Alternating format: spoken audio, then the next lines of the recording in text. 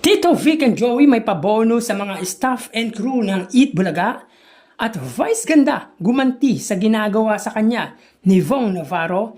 Yan at iba pa ang pag-uusapan natin ngayong araw. Pero bago ang lahat, kamusta kayo mga kaparokya? Ako si Mervin at nandito akong muli para pag-usapan ang mga ganap sa loob at labas patungkol sa dalawang noontime show sa bansa, ang Eat Showtime at ang Eat Bulaga. Subalit para maumpisahan natin ang ating kwentuhan ay humiling ako na pakisubscribe ang aking YouTube channel, pakiclick ang bell icon para una kayong manotify sa mga bagong video na ilalabas ko at pakidamay nyo na din na i-follow ang aking Facebook page na Mega TV at ang aking TikTok account na Kaparokya TV. Maraming salamat!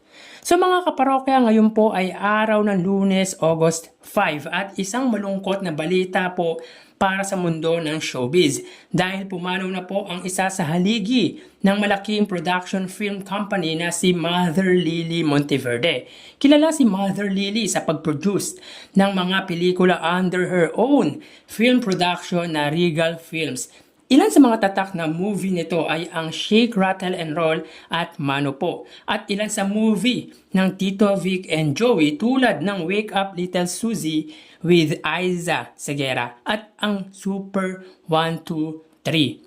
So, sa edad na 85 or 85 ay sumakabilang buhay ang may-ari ng Regal Films.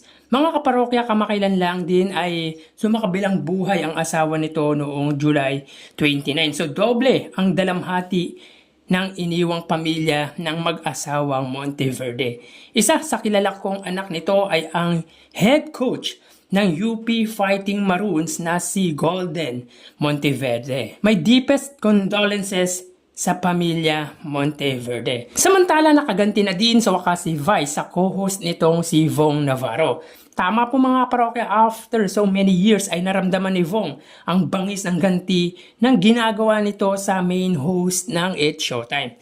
So sa last episode ng It Showtime nitong Sabado ay nagbihis babae si Vong at habang pinapakilala ni Vice ito kay Jong Hilario ay pinagtripan ng dalawa si Vong kung saan inipit ng dalawa ang paa ni Vong na tulad ng ginagawa ng magkaibigang Jong at Vong kay Vice Ganda. After that ay sinabi ni Vice, masarap ba? Na tila isang pang-asar at tila parang isang paghihiganti ng unkabogable star sa isa sa original host ng Eat Showtime. Nakakatawa ang eksenang yan mga parokya kasi madalas nilang pagtripan at gawin kay Vice yung pag-ipit ng paa sa mga braso nila kaya ngayon naman, si Vice naman ang gumawa. So well, at least nakaganti na si Vice ngayon kay Vong. At soon, si Jong naman ang pagtritripan nila kapag may chance.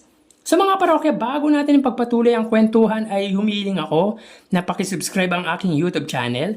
Pakiclick ang bell icon para una kayong manotify sa mga bagong video na ilalabas ko. At pakidamay nyo na din na i-follow ang aking Facebook page na Mega TV at ang aking TikTok account na Kaparokya TV. Maraming salamat!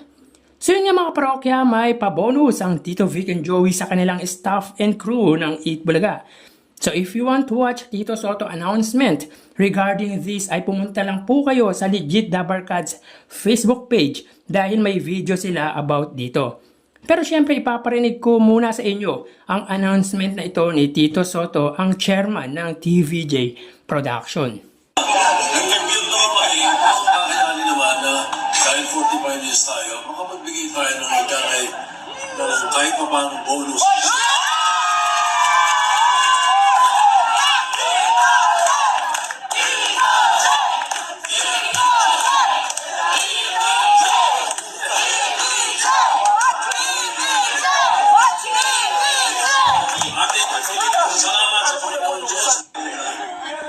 So yun nga mga parokya, ang nalulugi.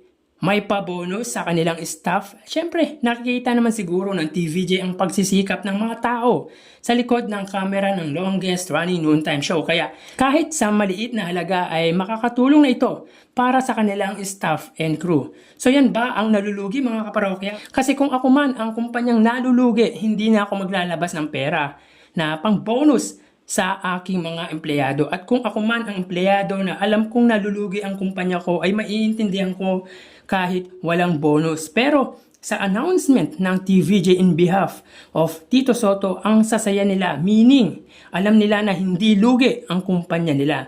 Pero bakit kailangan magbigay ng bonus sa mga empleyado nila? Dahil bukod sa nakikita nila na masisipag at dedicated sa trabaho ang mga empleyado nila, iba din kasi makisama ang TVJ or ang Tito Vic and Joey. Kumbaga basta kung ano ang kanilang maitutulong, basta sa abot ng kanilang makakaya ay gagawin nila.